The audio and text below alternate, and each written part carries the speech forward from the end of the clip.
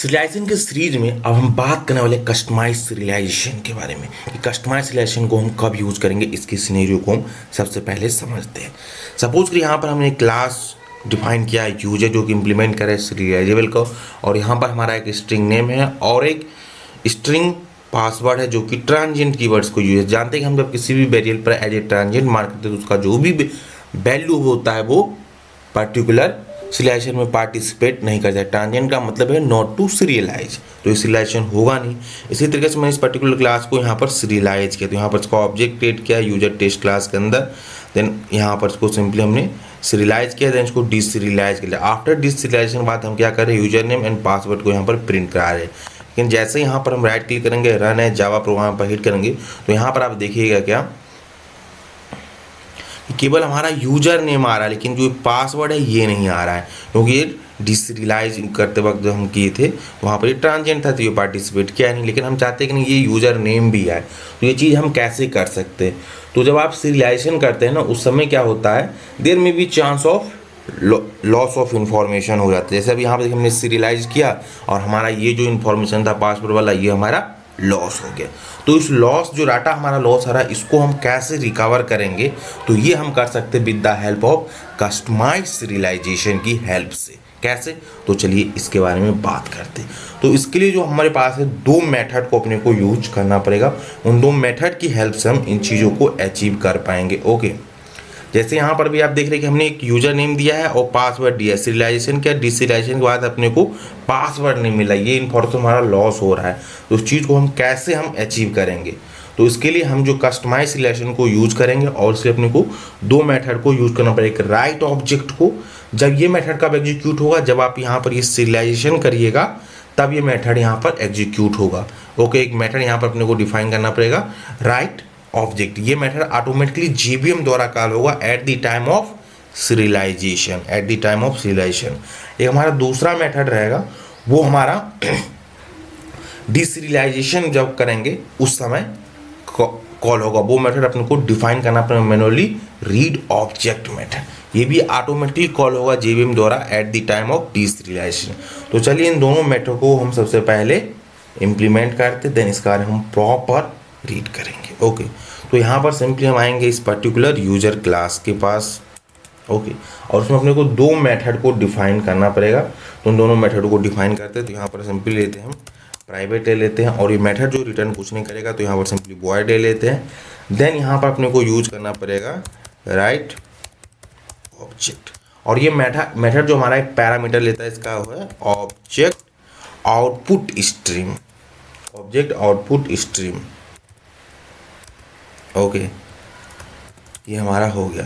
Then अपने को यहाँ पर क्या करना पड़ेगा कि सिंपली इसको यहाँ पर लिखेंगे, देन यहाँ पर लिखेंगे default write object, default write object. देखिए write the non static and non transient field of the current class to this stream. Okay, ये हमने यहाँ पर डिफाइन कर दिया।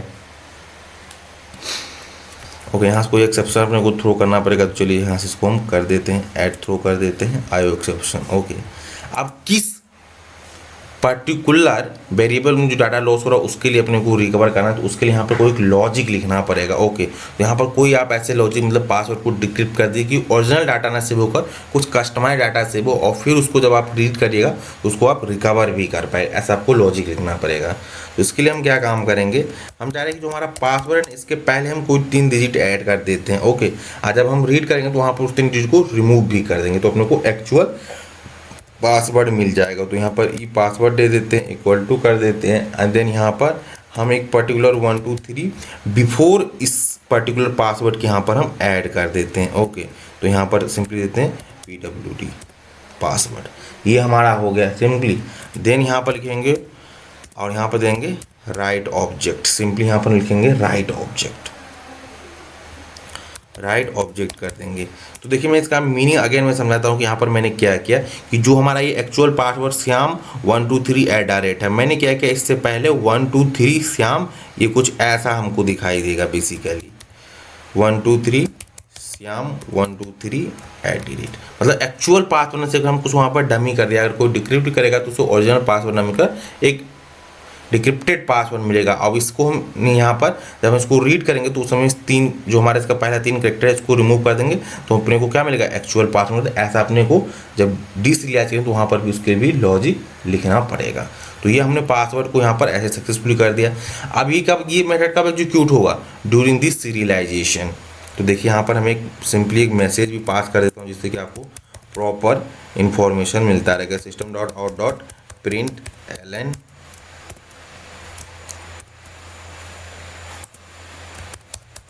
inside write मेथड, सिंपली हम ये कर दिया। ओके, ये हमारा हो गया system.out.println हो गया। सेम इसी तरीके से ये मेथड सीरियलाइजेशन के लिए काम होगा। जब डीसीरियलाइज करेंगे तो अपने को फिर पासवर्ड भी रिकवर तो करना पड़ेगा, तो उसके लिए यहाँ पर अपने को लॉजिक लिखना पड़ेगा। तो यहाँ पर अगेन लिखेंगे प्राइवेट वॉइड और इसमें जो हमारा मेथड का नाम रहेगा वो रहेगा रीड ऑब्जेक्ट। ये भी ऑटोमेटिकली जब आप डीसीरियलाइज करें तो ये मेथड ऑटोमेटिकली जेवीएम द्वारा कॉल होगा, हमें मैनुअली कॉल करने की जरूरत नहीं है। और यहाँ पर अपने को लिखना पड़ेगा object input stream. Object input stream को सिंपली यहाँ पर हम ले लेंगे। ओके, देन आप जैसे यहाँ पर लिखेंगे मैसेज पास कर देते हैं सिस्ट आउट और लिखते हैं inside read object method. Okay, ये हमारा हो गया। अब इस पासवर्ड को देखिए यहाँ पर हम सबसे पहले क्या करेंगे, यहाँ पर उसमें एक मेथड है उसको पहले कॉल करना पड़ेगा डिफ़ॉल्ट रीड ऑब्जेक्ट को। डिफ़ॉल्ट रीड ऑब्जेक्ट हमारा मेथड हो गया। देन यहाँ से कुछ एक्सेप्शन को थ्रो करेगा, तो चलिए इस एक्सेप्शन को यहाँ से हम सिंपली थ्रो कर लेते हैं। ये हमारा एक्सेप्शन थ्रो हो गया। अब क्या करना पड़ेगा कि हमने पासवर्ड को रिकवर करने को अपने को लॉजिक लिखना पड़ेगा। तो ये क्या होगा कि जो पासवर्ड क्या था, स्ट्रिंग टाइप का डाटा वर्ड है, इसीलिए हम यहाँ पर लिखेंगे ois.read ऑब्जेक्ट को अपने को यूज करना पड़ेगा। रीड ऑब्जेक्ट अभी के स्ट्रिंग टाइप का है तो अपने को यहाँ पर सिंपली स्ट्रिंग यहाँ पर देना पड़ेगा। तो यहाँ पर स्ट्रिंग लेते हैं और सिंपली देते हैं pw इक्वल टू और उसको टाइप कास्ट कर लेते हैं सिंपली स्ट्रिंग में। ओके, तो इस तरीके से अपने को पासवर्ड मिला। लेकिन जो यहाँ पर अभी अपने को पासवर्ड मिलेगा वो पासवर्ड कैसा रहेगा, वो ये वाला पासवर्ड मिलेगा, ये वाला। हमें अपने को एक्चुअल पासवर्ड चाहिए। अभी जो ये रिटर्न करेगा सिंपली ऐसा कुछ पासवर्ड रिटर्न करेगा, बट अपने को ये पासवर्ड यहाँ से नहीं चाहिए, ये वाला पासवर्ड नहीं चाहिए। अपने को ये 3 कैरेक्टर यहाँ से रिमूव करके लेना है। तो इसके लिए हम क्या काम करेंगे, सब स्ट्रिंग को यूज करेंगे। कैसे, तो यहाँ पर लिखेंगे epw.substring। हमने कहा कि जो शुरू का 3 कैरेक्टर है उसको स्किप कर दो, बाकी रिमेनिंग अपने को दे दो और उसको किसके अंदर रख दो, इस सिंपली pwd पासवर्ड के अंदर रख दो, डेट्स इट। तो ये अपने को अब क्या दे देगा, एक्चुअल ये वाला दे देगा स्ट्रिंग। सब स्ट्रिंग का मतलब आपको पता हुआ, अगर नहीं है तो आप हमारे स्ट्रिंग की सीरीज में जाइए, वहाँ पर इस बारे में विद प्रॉपर डिटेल से बात की कैसे सब स्ट्रिंग काम करता है। इसका मतलब क्या है कि जो शुरू का 3 कैरेक्टर को उसके बाद जो भी कैरेक्टर वो अपने को चाहिए, क्योंकि हमने 3 कैरेक्टर ही ऐड किया है ना, उसके बाद तो हमारा एक्चुअल डाटा है, इसलिए यहाँ पर मैं ऐसा लॉजिक लिख दिया सिंपली, डेट्स इट। ये अपने को होल सिनेरियो के यहाँ पर यूज करना था। तो अभी आप देख रहे थे नल आ रहा था, लेकिन अब आपको एक्चुअल डाटा यहाँ पर मिलेगा। तो राइट क्लिक करते हैं, रन एज जावा प्रोग्राम पर हिट करते हैं और वेट करते हैं हमारा सक्सेसफुल। देखिए इनसाइड राइट ऑब्जेक्ट, सबसे पहले देखिए इसने डिसरियलाइजेशन यहाँ पर वहाँ से हुआ था। देखिए सबसे पहले यहाँ डिसरियलाइजेशन की इसने इनसाइड राइट ऑब्जेक्ट किया, देन इसके बाद यहाँ से हम डिसरियलाइजेशन कर दें inside the read object method. देखिए यहाँ पर श्याम और हमारा एक्चुअल पासवर्ड भी आ गया इस तरीके से। तो इस तरीके से हम कस्टमाइज सिलेक्शन को यूज करते हैं। तो चलिए एक बार होल सिनेरियो को मैं बताता हूँ कि क्या था। एक यहाँ पर यूजर क्लास है, इसके पास एक नेम वेरिएबल है और पासवर्ड है जो कि हमारा ट्रांजिएंट कीवर्ड है। जानते हैं कि हम ट्रांजिएंट किसी भी वेरिएबल को डिप्ले करते हैं तो वो नॉट टू सीरियलाइज होता है। तो सीरियलाइज हुआ नहीं, तो इस चीज़ को अपने को कस्टमाइज करना था कि हमारा इन्फॉर्मेशन लॉस्ट ना हो।